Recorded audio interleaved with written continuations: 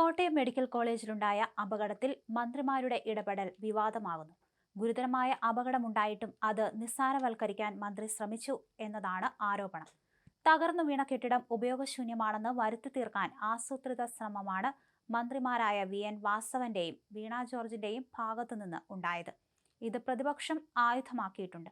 മുഖ്യമന്ത്രി പിണറായി വിജയന്റെ നേതൃത്വത്തിൽ ജില്ലയിൽ മേഖലാതല വികസന അവലോകന യോഗം നടക്കുന്ന സമയത്താണ് കോട്ടയം മെഡിക്കൽ കോളേജിൽ അപകടമുണ്ടാകുന്നത്. കോട്ടയം, ഇടുക്കി, എറണാകുളം, ആലപ്പുഴ ജില്ലകളിലെ വിവിധ സർക്കാർ പദ്ധതികളുടെ പുരോഗതി അവലോകനം ചെയ്യാനാണ് യോഗം സംഘടിപ്പിച്ചത്. വിവിധ മന്ത്രിമാർ, ചീഫ് സെക്രട്ടറി, 4 ജില്ലകളിലെ കളക്ടർമാർ തുടങ്ങിയവരാണ് മെഡിക്കൽ കോളേജിൽ നിന്ന് 5 കിലോമീറ്റർ അകലെ തെള്ളകം DM കൺവെൻഷൻ സെന്ററിൽ ചേർന്ന യോഗത്തിൽ പങ്കെടുത്തത്. അപകട വിവരം അറിഞ്ഞ ഉടൻ തന്നെ മന്ത്രിമാരായ VN വാസവൻ, വീണ ജോർജ്, ആരോഗ്യവകുപ്പ് അഡീഷണൽ ചീഫ് സെക്രട്ടറി രാജൻ ഗൊബ്രഗാഡെ ഉൾപ്പെടെയുള്ളവർ ആശുപത്രിയിലേക്ക് തിരിച്ചു. ആദ്യം തന്നെ അപകടം നിസ്സാരവൽക്കരിക്കാനുള്ള ശ്രമമാണ് മന്ത്രിമാരും മെഡിക്കൽ കോളേജ് അധികൃതരും നടത്തിയത്. മെഡിക്കൽ കോളേജ് ആശുപത്രിയിലെ ആദ്യകാലത്തെ കെട്ടിടമാണ് തകർന്നു വീണത്. കെട്ടിടം അടച്ചിട്ടിരുന്നുവെങ്കിലും ശുചിമുറി ഉപയോഗിച്ചിരുന്നുവെന്നാണ് സൂചന. 5 ശുചിമുറികൾ വീതമുള്ള 3 നിലകൾ ഇവിടെയുണ്ട്. പുതിയ കെട്ടിടത്തിലേക്ക് വാർഡുകളുടെ പ്രവർത്തനം മാറ്റാനുള്ള നടപടികൾ നടക്കവെയാണ് അപകടം. ഇന്നലെ ശക്തമായ മഴ ഇവിടെയുണ്ടായിരുന്നു. അതേസമയം ഇത് ഇൻസ്റ്റിറ്റ്യൂഷണൽ മർഡർ ആണ്. ഈ മരണത്തിന്റെ പൂർണ്ണ ഉത്തരവാദിത്തം സർക്കാരിനും അതിന്റെ സിസ്റ്റത്തിനുമാണെന്ന് VT ബൽറാം ആരോപിച്ചു. ആരോഗ്യമന്ത്രി അടക്കം 2 മന്ത്രിമാർ സംഭവസ്ഥലത്ത് ഓടിയെത്തിയതാണ്. എന്നിട്ടും അപകടം നടന്ന് 1.5 മണിക്കൂർ കഴിഞ്ഞാണ് രക്ഷാപ്രവർത്തനം ആരംഭിച്ചത്. കെട്ടിടാവശിഷ്ടങ്ങൾക്കിടയിൽ ആരെങ്കിലും കുടുങ്ങിക്കിടക്കുന്നുണ്ടോ എന്ന് നോക്കാനല്ല, ഒരു കുഴപ്പവുമില്ല എന്ന് വരുത്തി തീർത്ത് തങ്ങളുടെ മുഖം രക്ഷിക്കാനായിരുന്നു മന്ത്രിമാർക്ക് വ്യഗ്രത.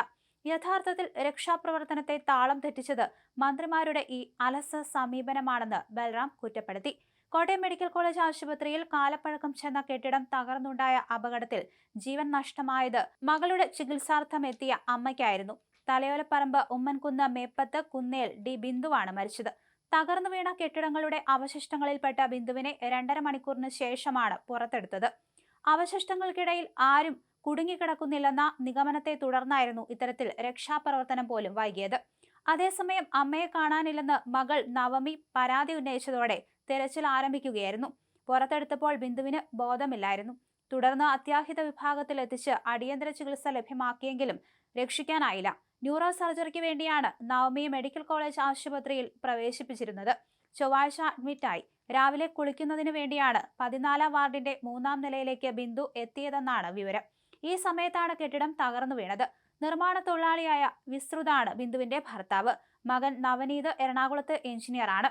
വ്യാഴാഴ്ച രാവിലെ 11 മണിയോടെയാണ് കോട്ടയം മെഡിക്കൽ കോളേജിൽ ആശുപത്രിയിലെ 11, 14 വാർഡുകൾ ഉണ്ടായിരുന്ന കാലപ്പഴക്കം ചെന്ന കെട്ടിടം ഇടിഞ്ഞു വീണത്.